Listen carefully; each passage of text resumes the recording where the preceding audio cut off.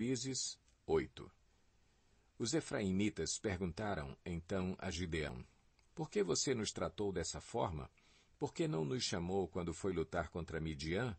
E o criticaram duramente. Ele, porém, lhes respondeu: Que é que eu fiz em comparação com vocês? O resto das uvas de Efraim não são melhores do que toda a colheita de Abiezer? Deus entregou os líderes midianitas Oreb e Zeeb nas mãos de vocês. O que pude fazer não se compara com o que vocês fizeram. Diante disso, acalmou-se a indignação deles contra Gideão. Gideão e seus 300 homens, já exaustos, continuaram a perseguição, chegaram ao Jordão e o atravessaram. Em Sucote, disse ele aos homens dali: Peço-lhes um pouco de pão para as minhas tropas. Os homens estão cansados, e eu ainda estou perseguindo os reis de Midian, Zeba e Zalmuna. Os líderes de Sucote, porém, disseram: Ainda não estão em seu poder Zeba e Zalmuna? Por que deveríamos dar pão às suas tropas? É assim, replicou Gideão. Quando o Senhor entregar Zeba e Zalmuna em minhas mãos, rasgarei a carne de vocês com espinhos e espinheiros do deserto. Dali subiu a Peniel e fez o mesmo pedido aos homens de Peniel, mas eles responderam como os de Sucote.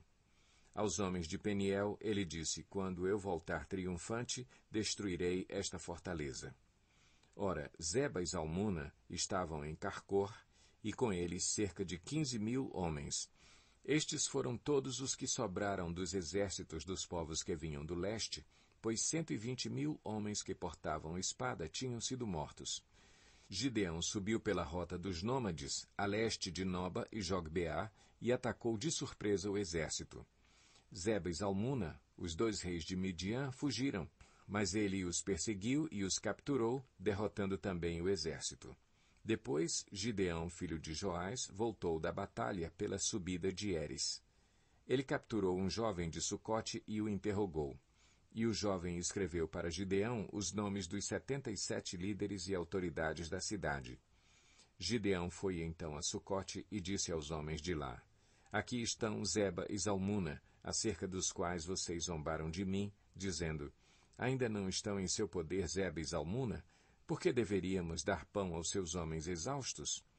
Gideão prendeu os líderes da cidade de Sucote, castigando-os com espinhos e espinheiros do deserto. Depois derrubou a fortaleza de Peniel e matou os homens daquela cidade. Então perguntou a Zeba e a Zalmuna: Como eram os homens que vocês mataram em Tabor? Eram como você, responderam. Cada um tinha o porte de um príncipe. Gideão prosseguiu: Aqueles homens eram meus irmãos, filhos de minha própria mãe.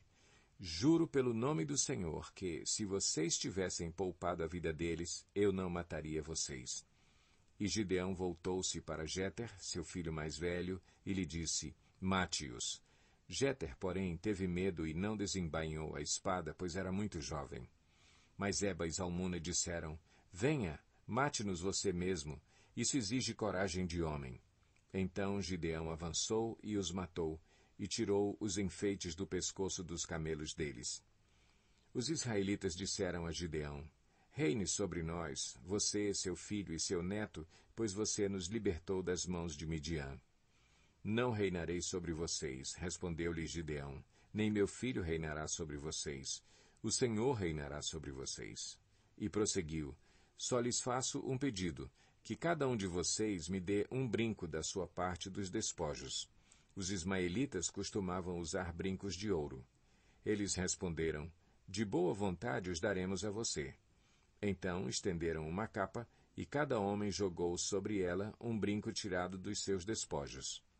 O peso dos brincos de ouro chegou a 20,5 quilos, sem contar os enfeites, os pendentes e as roupas de púrpura que os reis de Midian usavam e os colares que estavam no pescoço de seus camelos. Gideão usou o ouro para fazer um manto sacerdotal que ele colocou em sua cidade, em Ofra. Todo o Israel prostituiu-se, fazendo dele objeto de adoração, e veio a ser uma armadilha para Gideão e sua família. Assim, Midian foi subjugado pelos israelitas e não tornou a erguer a cabeça. Durante a vida de Gideão, a terra desfrutou paz 40 anos.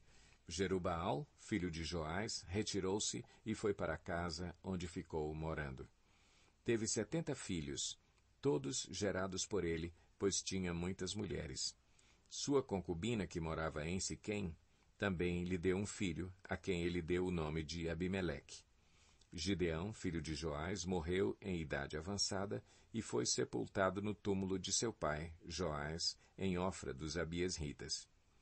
Logo depois que Gideão morreu, os israelitas voltaram a prostituir-se com os Baalins, cultuando-os.